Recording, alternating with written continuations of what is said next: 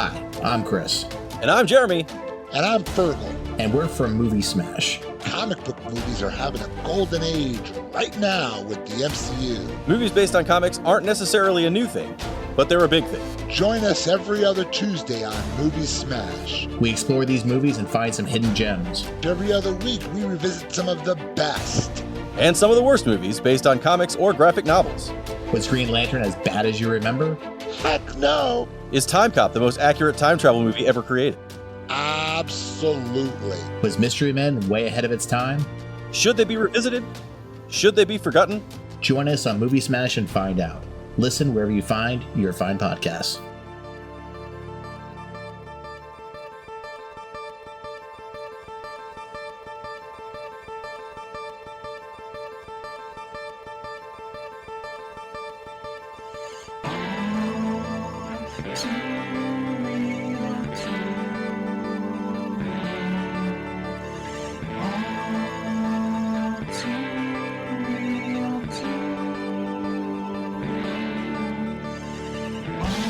Okay, everybody, welcome to the latest episode of All2Real 2. My name is Michael E. Cullen II, and with me, as always, is... Sesame. That's it?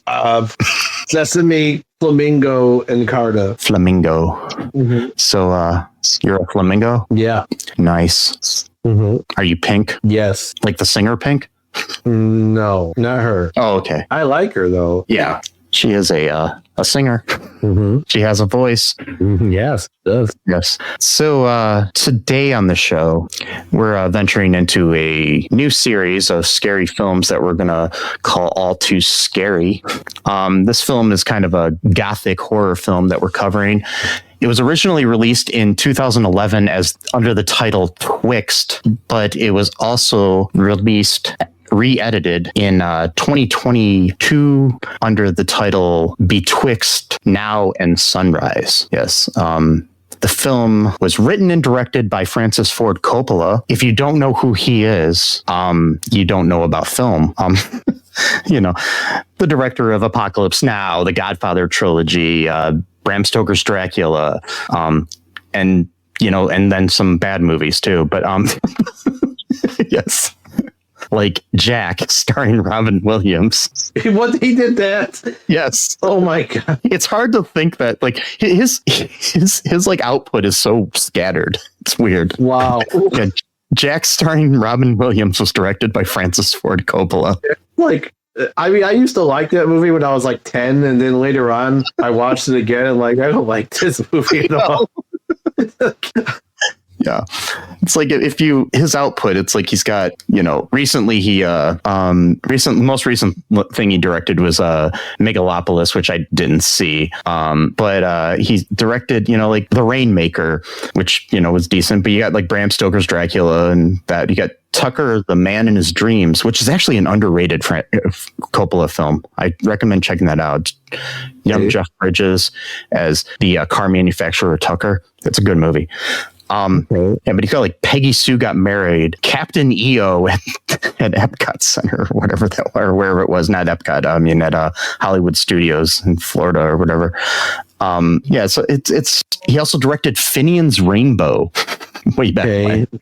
Yeah, so he's got a weird output. Yeah, Finian's Rainbow is it's a movie I really want to cover sometime. I just got to find a copy of it somewhere. That's just so bizarre.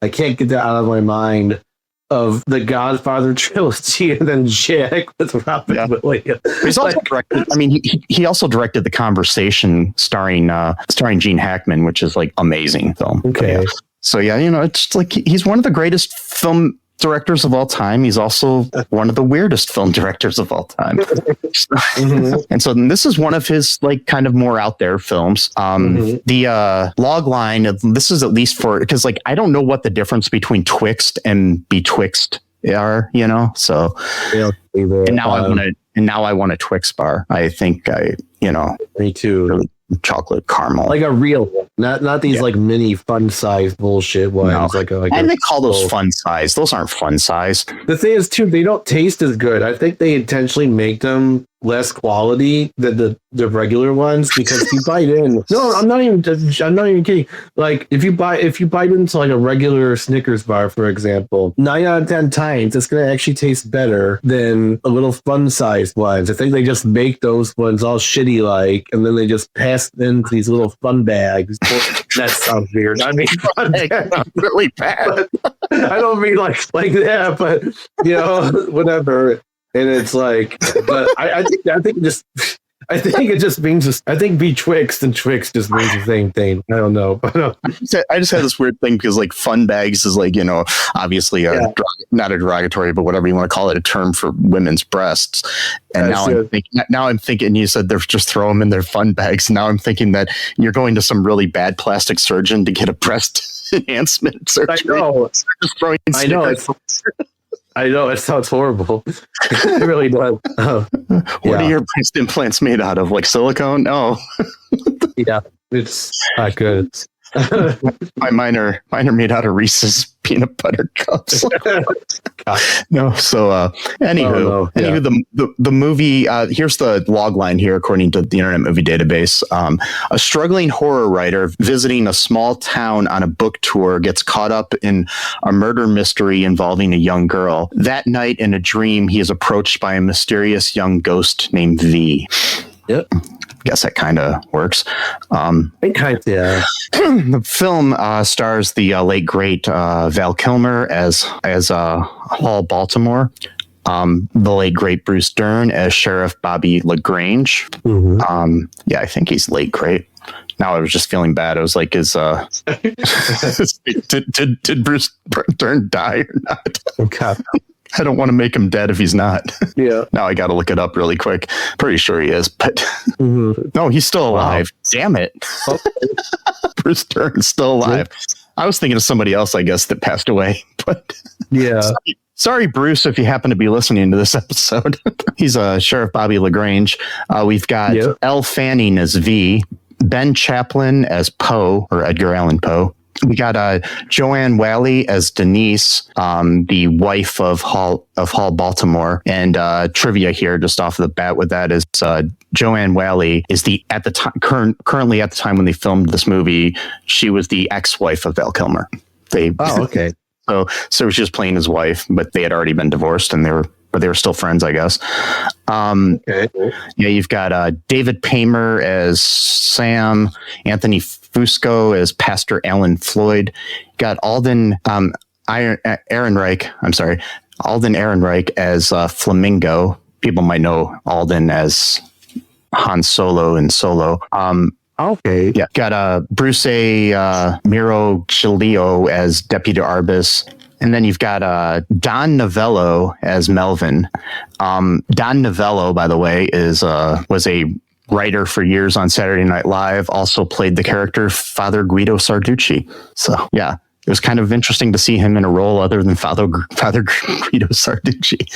Yeah. I don't know if you know that character from Saturday Night Live. I don't think so. No. Yeah, it was like in the 70s and then back again in the 90s, and he's come back from time to time. But he's a funny priest as the character. He's it's one of my favorite characters. Don Novello is hilarious. So anyways, yeah, he was the clock guy in this movie. So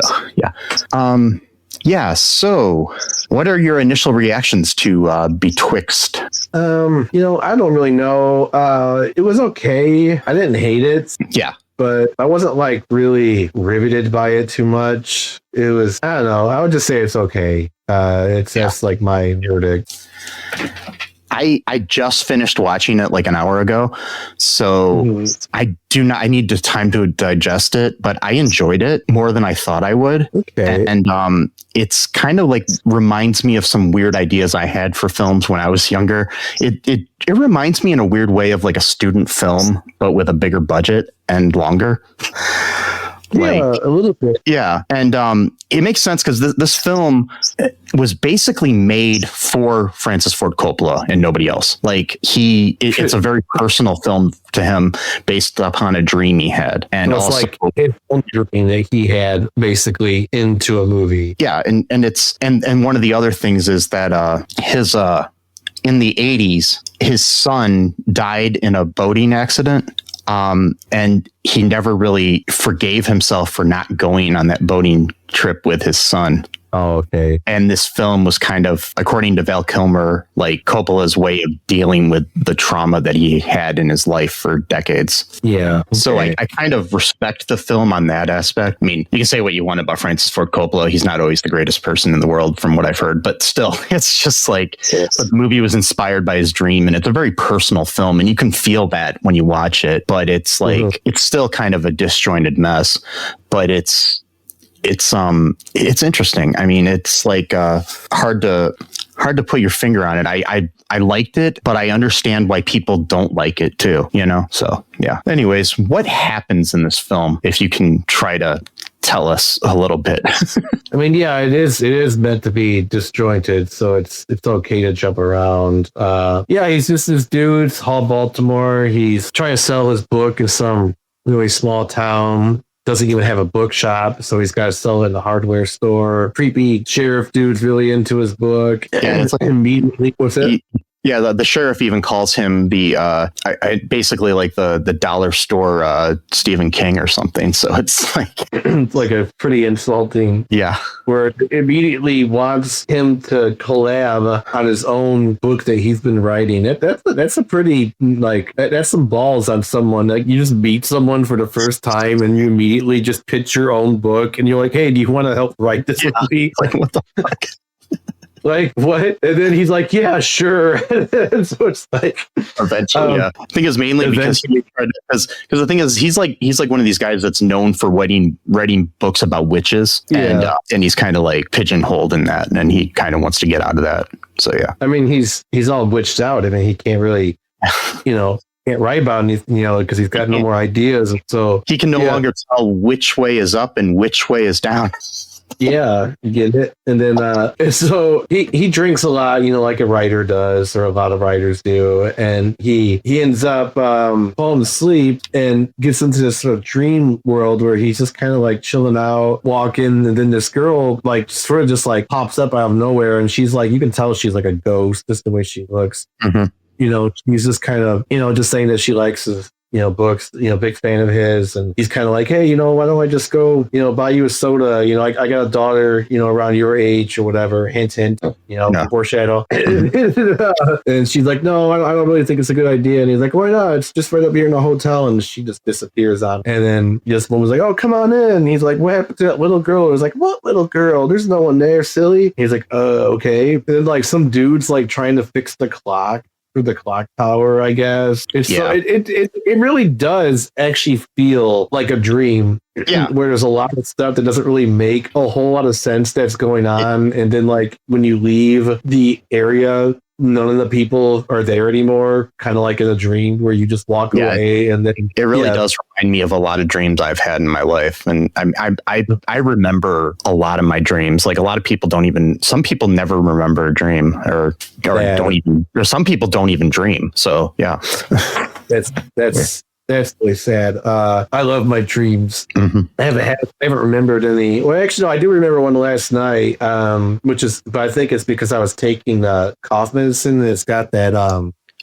It's got some chemical in it that helps you sleep, but it also gives you vivid dreams. A lot of times, dreams don't even there's really not a whole lot going on in the dreams, but they're vivid nonetheless. So it's kind of a weird thing. But I remember it was at it was like at our old college that we went to, and I had another dream once about our same college on the same chemical. Both things have to do with either going really, really far up an elevator or really, really, really far down an elevator. And so this time I was going like 100 floors down, and it really, really freaked me out. And I I was really, really uncomfortable. I didn't really want to go in there. And there was some other dude with me, and he was just like, I don't know, he was just like a student or something like that. And then we were just talking for a minute. And then, the elevator went down, and we went to pry it open because it didn't really open all the way. And then he just disappeared. It was like, okay, are you there? And I was like looking around. I was like, I'm going to go back up because I don't really feel comfortable here. So like, you want to come on up? That's fine, but I'm going to push the button. There's nothing there. So like, all right. So I pushed the button, went back up to like the first floor. And then I was like, I didn't want to tell anyone about him disappearing for some reason. Like I thought I would get in trouble. So like, I just didn't mention anything about what happened. I mean, nothing bad happened as far as I know. There was he didn't scream. There's, nothing there. There's no signs of, him being kidnapped or, violence, made against him or anything. But anyway, yeah. So those dreamscapes where it's just like people just disappear out of because he leaves the hotel and suddenly there's a bunch of kids that just start running out of the motel, like who weren't there before, And one thing too, they talk about like earlier at a coffee shop, he actually had gone to the police station and was offered to see this dead body, his face. Oh, right. But he refused to see the face of the girl that was dead. But at the coffee shop, he later learns that like one of the local claims to fame is that hotel, Edgar Allan Poe once stayed there. Yeah.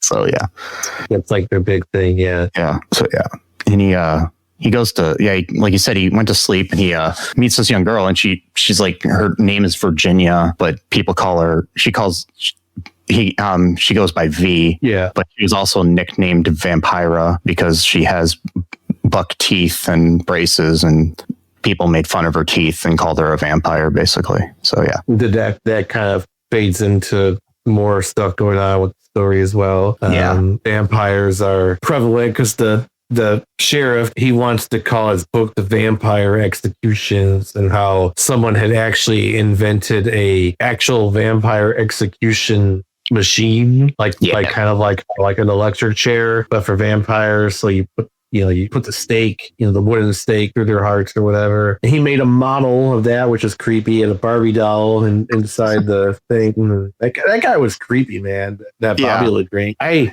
did not like him. I love Bruce Stern though as an actor, but still, it's interesting. The thing I find interesting about staking a vampire, I guess maybe, is this supposed to be a more humane way to kill vampires or what?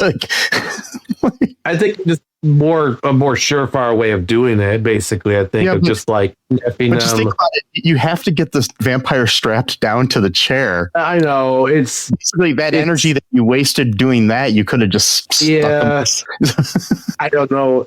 That's probably the only way you could come up with the story. So he had to come up with the weird. And by the way, too, the body has like a stake through it as well.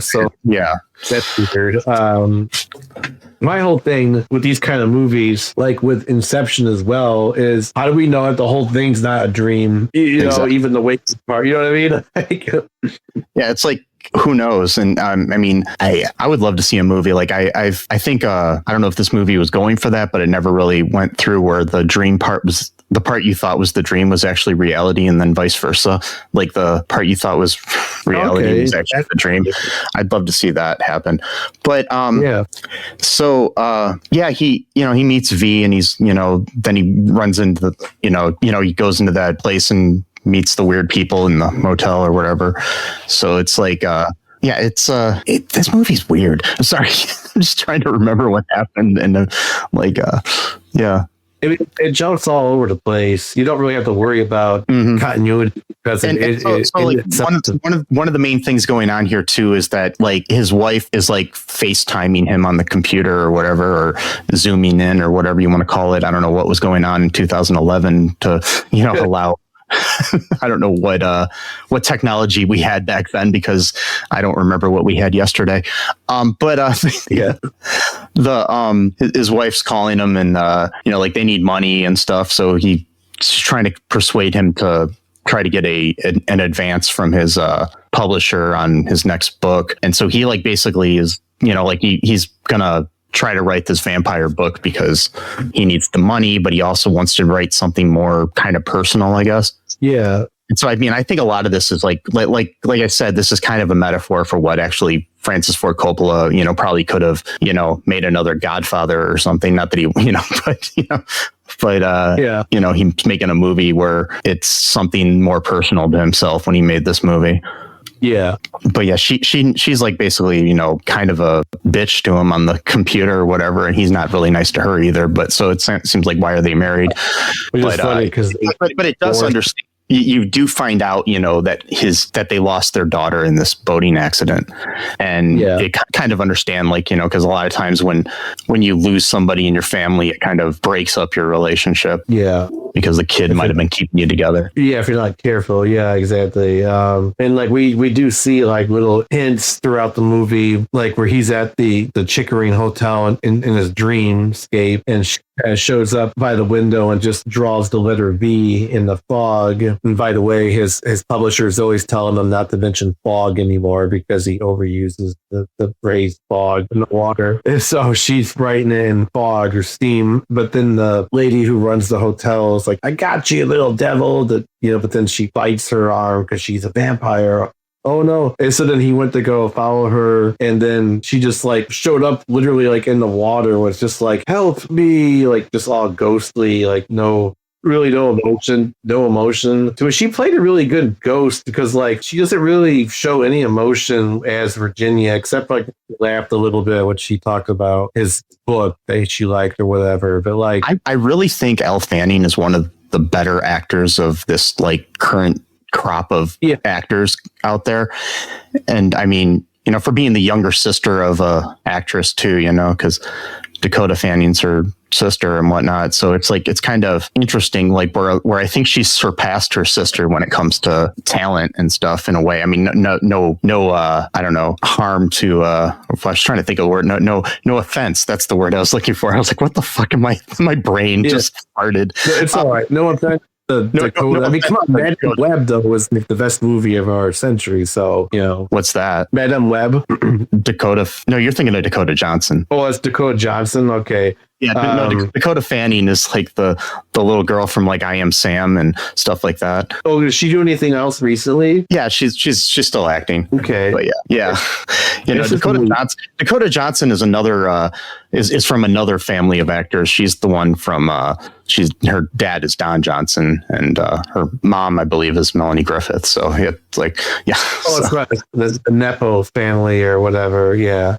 Yeah. But yeah, no, Dakota's still acting too, but no, but like Elle Fanning like was last year in the Bob Dylan biopic, and she was amazing in that. And there's like, she's just got that, but she's really good at playing like a ghost sort of character, because she's got that kind of like everything's in her face sort of thing when she acts, like where it's just kind of, it's not like over the top. It's just very subtle, and it's so good. Yeah, totally. And so like Edgar Allan Poe's like kind of like helping him out in this journey. Yeah. And at one point he even sits down with them and just kind of tells them like how to write the story, basically, like what kind of tone you want and all these other, I mean, I'm not a professional writer, so I write, but I don't really write based on, I'm just a chaotic person. I just write or I do things my own way is basically what it is. Because like if I get bogged down on like how I'm supposed to write, then I end up focusing more on that than like the actual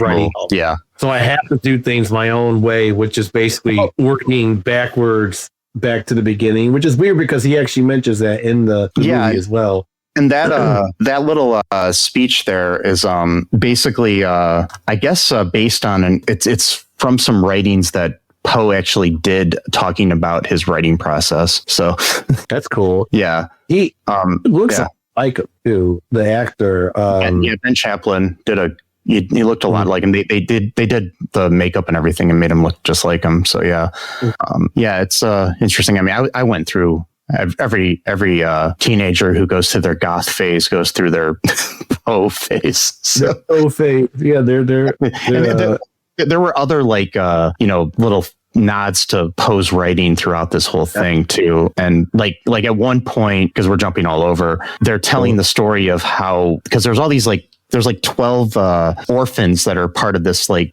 church or whatever that there's this priest at, and they're all killed. We find out by the priest, and the priest, I guess, was trying to like sexually assault V and stuff like that too. But at one point he takes V, and this is in the dream state, so who knows if this story's true or if what's going on, you know. He tries to brick her into a wall. Yeah, like that one story. Which is like a Casca Amontillado, which is my favorite Poe story, period. Which I'm still, for years, I've been working on an adaptation of that story, modern adaptation. So, but that was kind of interesting when I saw that. I was like, oh, a Casca Amontillado. So, yeah, that's my first thought. I don't know if I thought for a second he was trying to sexually assault her, but then afterwards, I don't really know if that's what he was actually trying to do, because his whole thing was that he thought that he didn't want the kids to be like cursed with being vampires or whatever, so he wanted their soul to be pure. And I think she was the one that tried to get out, so he was just trying to grab her for it, but it came off as sexual harassment, so it's hard to say. Yeah, that's what I'm saying at the very first time, but then once the scene expanded, it seemed like he was just trying to grab her to, so that she'd be one of the kids, to have to be killed to save their. Because there's a whole thing, too, about these vampires that supposedly live on the other side of the lake. There's really not much to them. There's really, they don't really... And their, like, leader is a guy named Flamingo, played by Alden Ehrenreich, and it's just, like, And they don't really do much. They don't show up much, like... At point, Val Kilmer's, Hall shows up on their little island, and then the sheriff follows them and accuses him of, like, trying to, like, I don't know, not share his story with them or something like that. Or, again... very dreamlike, where a lot of stuff does not make any sense. Like where someone's mad at you in the dream and you don't really know what you did, or something like that. And like you can't really defend yourself sometimes in the dream. Like when someone's accusing you of something, you just like don't even have like a response because there's really nothing to respond to, basically. So like, we only get like a few scenes with these so-called vampires that just kind of, they don't even do anything. They just chill out on their own little island. Like there's really, they don't really more this like idea that, it's kind of a play on the satanic panic sort of thing where, people just assume kids having fun are evil or something, Yeah. And if anything, Flamingo actually tries to save Virginia's life. He does at first, because he's running away from the priest, and he kind of could sense what's happening. So I guess he has like kind of some kind of like supernatural, abilities himself. So he gets on his motorcycle and takes her, and he bites her on the neck to turn her into a vampire. But she seems like doesn't bother her too much or whatever. But then the pastor showed up when she was sleeping in her tent, and then took her back, and that's when he did the whole brick laying thing. Then he hung himself after that or whatever. Really weird stuff going on there. Yeah, it's interesting. I'm reading the what happened in the version we didn't see. That's right, because this is not the original cut. This is like a special. And there's something interesting too. What Coppola wanted to do was tour this movie around the country and do what he called live editing. Oh, okay. Where he would basically let the audience choose the way the story went. Oh, that does seem pretty cool. Yeah, but because there wasn't like the money to be able to do that, so they had to do a locked edit of it, based on some early ideas. So that kind of, I think, contributed to a little bit too of the disjointedness of the movie too. So but like in the original here, it's saying that because like basically the way this ends, we there's not a lot really going on here, but it's like we have in the dream, Edgar Allan Poe is like talking about how he was haunted by the death of his wife, who was also his first cousin. But that's her name was Virginia as well. That's interesting. Like I remember, because I went into this Poe phase. So his wife, Virginia Eliza Clem Poe, she married him when she was 13 and he was 27. Oh boy. And she died at the age of 24. She contracted tuberculosis. So shit. Yeah, that's not good. It was an interesting. I remember listening to a whole podcast about Poe once too recently, and they didn't grow up as cousins together and stuff, and then met later, but still, she was 13. But, but then again, this was the 1800s, but still, that doesn't excuse it. So it doesn't, but at the same time, it's like this. People's ideas of things were just so different back then. And again, too, like the first cousins, especially second cousins, there really isn't like much evidence that like any kind of like birth defects. I mean, I'm not like out here like saying like it's a good thing, but it'd be like, especially if you don't know the person, like you never met them. It's not like you have this familial ties. That's usually the main thing that kind of puts people off of it. They're like, I'm not, no, like, you know what I mean? Like, no way, like, I'm not doing it right. I mean, I doubt he'll ever listen to this, but my one cousin, I'm not going to say his name or anything, actually at one point was married to his like second cousin. Okay. I think, if I remember correctly, I'm trying to remember when I was kids, but it was like from the other side of his family. But yeah, not my side. But yeah, so kind of weird. I remember when I found that out, I was like, that's so weird. But I was like a little kid at the time. So, but yeah, Virginia was 13 and Poe was 27. But and so was the character of the movie's 12. The Virginia character in the movie. I mean, so that's kind of a similar thing. And then the fact that she's named V, and so we basically find out at the end, you know, like his he has to come, you know, Poe helps him come to the realization that he's working through his emotions about his daughter dying in this boating accident where he was too drunk to go with her. She invited him to come, and he thought that like if he would have been there, maybe the accident wouldn't have happened. And that's exactly what happened with Coppola. I don't know if he was drunk, but whatever it was, his son invited him to come hang out with him and his friends on a boat, and then there was an accident and he died. The one thing too that's interesting, this movie, concurrently while it was being made, there was a documentary being shot by Coppola's granddaughter, who is the daughter of his son that died in that boating accident. So that's just kind of interesting. She's also she's a not well known, but she's a filmmaker now too.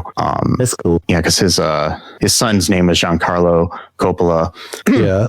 And so his Gia Coppola was actually born after her dad died. So so there's that going on too. But she's directed the movies Palo Alto, which came out in 2013, Mainstream, which came out in 2020, and The Last Showgirl that came out last year. So okay, cool. So it might be two clocks. Remember, because like the devil was in the clock, and the clock tower has 7. So he mentions too about saying something that he set his alarm, but I guess he said it had the wrong spot or something like that he could have gone on the trip or something like that. He said something about arm clock, and so maybe that's why the whole thing with the clock was a big deal. And I totally forgot about that because so much weird shit happened. It's hard to keep up. This is one of those movies you could probably watch again and again and find different things in. But you know, if you wanted to, I don't know. You know, I don't know if I'm going to, but you know, so it's like It's a good movie, but it's not entertaining enough to make me want to watch it over and over again.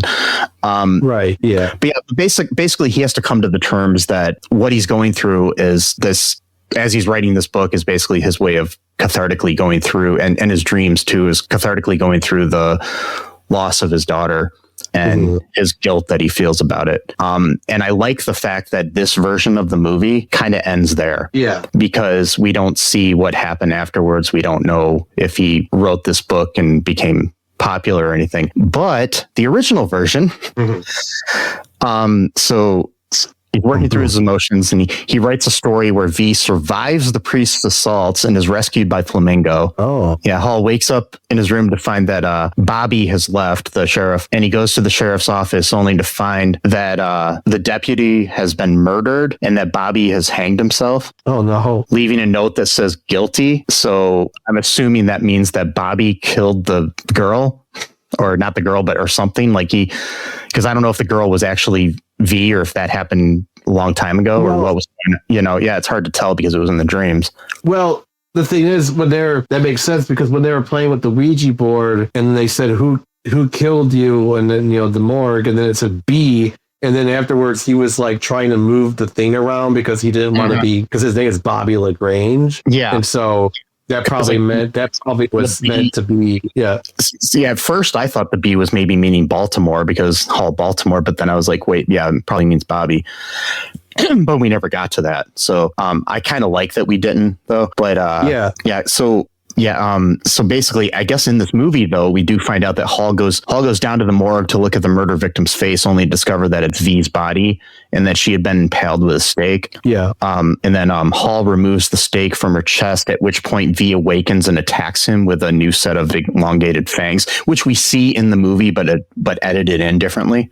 Yeah. So, but then the screen cuts later then to Hall's publisher, Sam Malkin, setting down a new manuscript and telling Hall that he loves the story, and playing everything from his first dream sequence up to this point has been the manuscript itself, meaning that like the whole movie was just the book. Mm-hmm. So and sees a whole new series as a series ahead for Hall that'll make him more popular than ever. Post film, the text then reveals that the series was moderately popular and Bobby's murder was never solved, and that Flamingo was never seen or heard from again. So I don't know what all that means, but yeah. So that's the two different versions of the story. I like the open ending better because I'm a big fan of open endings. Yeah, because life never has a bow tied at the end or riding off into the sunset, you know? Yeah. Because like a story is only good based upon where you decide to end it. So, and that's what Edgar Allan Poe told him too about the ending. Work your way back from the ending. Mm-hmm. I hate her as a person, but J.K. Rowling actually began with the ending of the Harry Potter series and then worked her way back. A lot of people do that. Like, I mean, I do that. I mean, because like I write a lot of short stories and films like that will never be made or may be made, depending on if you guys want to give me money. I start at the end. I start at the end a lot of times, but there are times where I just start writing and I don't know where it's going to end. Because there's a good thing to be said for that too, where you just write and then you organize it later. But yeah. And the whole movie, for some odd reason, I kept repeating in my head the Counting Crows lyric from Mrs. Potter's Lullaby, which is, if dreams are like movies, the memories are films about ghosts, which is my favorite lyric of any song ever. So, yeah. So, yeah. Anyways, any other thoughts here about this movie? No, not really. All right. I don't have anything else to say either. Folks, I hope you enjoyed this episode. Hope you continue to listen to us and realize we're real and we're not a dream. No. And if you could, go to all2real2.com and check out all of our links there. We have a TeePublic where you can buy some merchandise. We also have a Patreon where you can help sponsor the show and help us continue to bring you this good quality entertainment. Also, share the show with your friends on social media or wherever you want. If you want to print up a flyer and post it in a coffee shop or in a clock tower or I don't know, an orphanage, wherever you want to put it, go ahead. Also, be good to each other, folks. There's a lot of shit going on in the world. Trans lives are human lives. No human is illegal. Fuck ICE. Free Palestine. Be different, be yourself. Remember that I love you. Don't marry your 13-year-old cousin. No. Good advice. Yes, just in general. Shouldn't need to be advice, but it's good advice. Yeah, just saying, don't do it. Sesame loves you. And until next time, bye-bye. Thanks for listening to All Too Real 2 podcast, a Cullen Park production. Produced and edited by Michael E. Cullen II. Music by Matthew Hawes. Subscribe and share the show. Visit us at cullenpark.com.